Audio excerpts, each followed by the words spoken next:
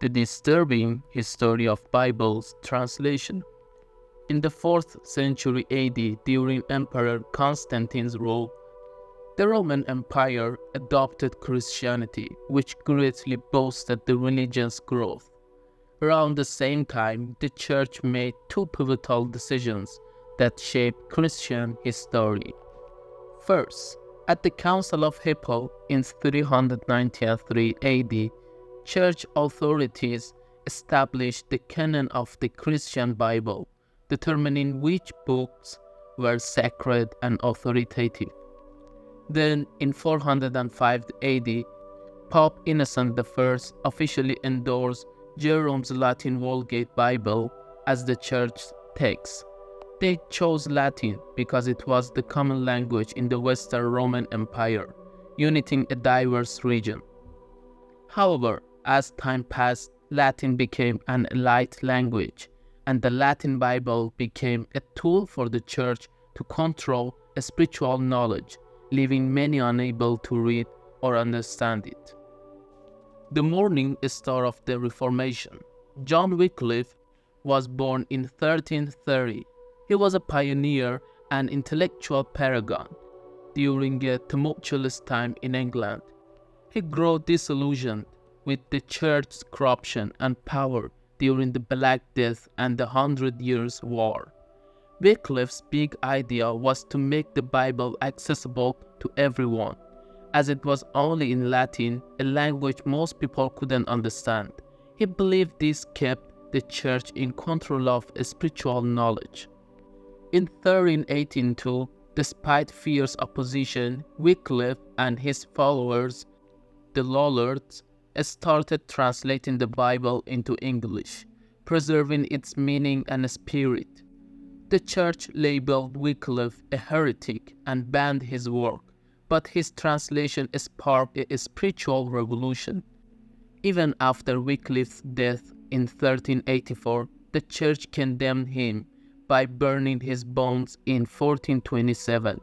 This act highlighted the threat he posed to the Church's control and marked the beginning of significant religious change. Jan Hus, the Bohemian reformer. In early 15th century Bohemia, a priest named Jan Hus was inspired by reformist ideas like John Wycliffe's. He spoke out against the Church's corruption and believed that everyone should have access to spiritual knowledge, especially in their own language. This didn't sit well with the Church, as it challenged their control and power. Things came to a head at the Council of Constance in 1415. He was offered a safe passage by Emperor Sigismund. Instead, he was arrested and put on trial for heresy. He was declared a heretic and burned at the stake. His death ignited a fervent response in Bohemia, leading to the Hussite Wars. Jan Hus's idea resonated through the centuries, influencing the Protestant Reformation. Defying the odds for Bible translation. In the 16th century, England saw the remarkable William Tyndale, a man of great language skills and unwavering faith. Despite knowing the risk, Tyndale was determined to translate the Bible into English from its original Hebrew and Greek, not the Latin Vulgate.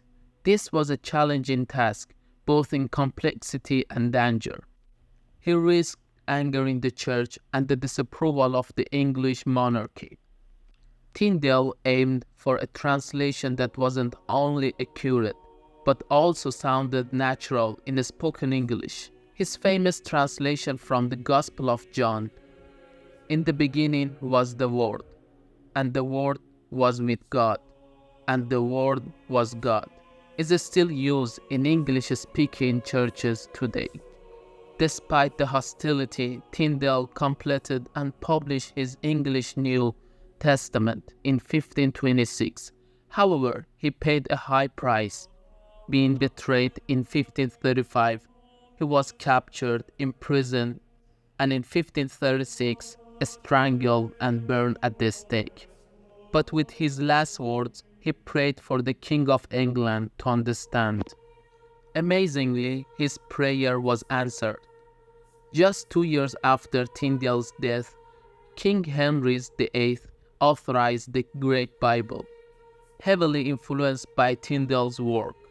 This legacy lives on in the King James Bible, where a significant portion is traced back to Tyndale's translations, with around 90% of the New Testament and 75% of the Old Testament bearing his influence.